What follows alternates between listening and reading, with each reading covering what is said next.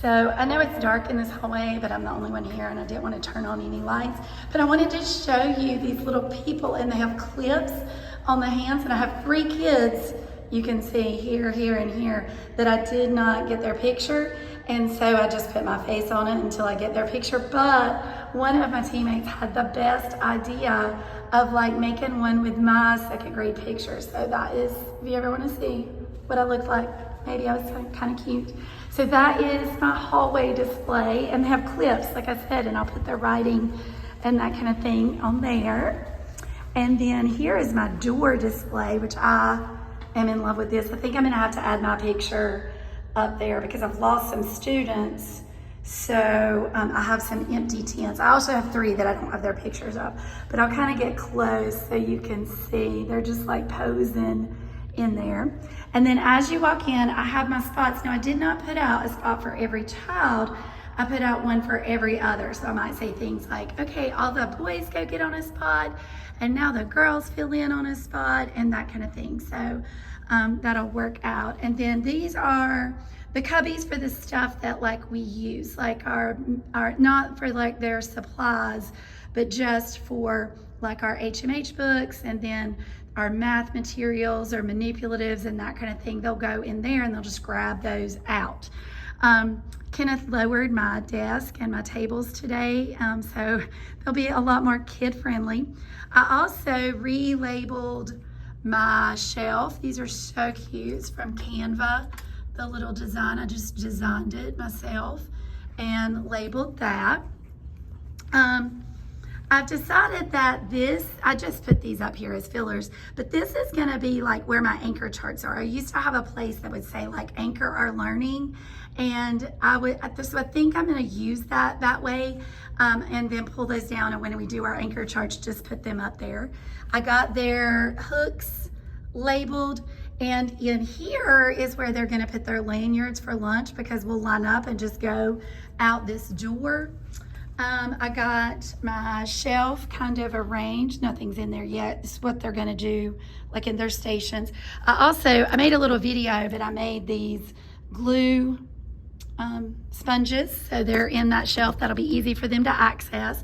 I also have these cute clipboards that I put their little, just matches everything. And then here's where their whiteboards are.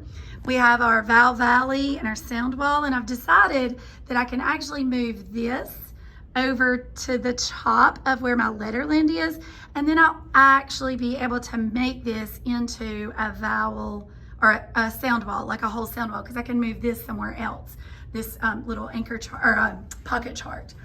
And then here's my birthdays. So cute. I made them into sleeping bags, and then I just put the day that their birthday is. So like March 3rd, the 23rd, and then the 29th. So I thought those were cute, and then I can keep up with their birthdays. Also have my book bins out, and I got them labeled with the same design. So I have their planners in there. And one tip, if you use planners, is I've done this every year since we've been using planners. It's not that expensive. I buy clips for all my kids. I have like a ton that I just buy them, and then I clip the planner to the date, to the week that it is. So that way parents can find it easy, kids can find it easy if I ask them to write something in their planner or I need to sign it. Super, super easy. So there's that. And then in this little part, I know it's dark in here, but in this part is where they're gonna hang their book bags, because once I come out here, there's not another class in this pod. So I could actually use 2 hooks per child, and so I have them all the way around. So that works out perfect, and they can hang their coat on one and their book bag on the other, and then they put their lunchbox up on that little shelf. I'm gonna go over to this room right quick because I got my bookshelves moved over here. My husband came and helped me with that. So that will be more conducive for them to be able to come and pick out books. My materials are still there. I also got I got this years and years and years ago.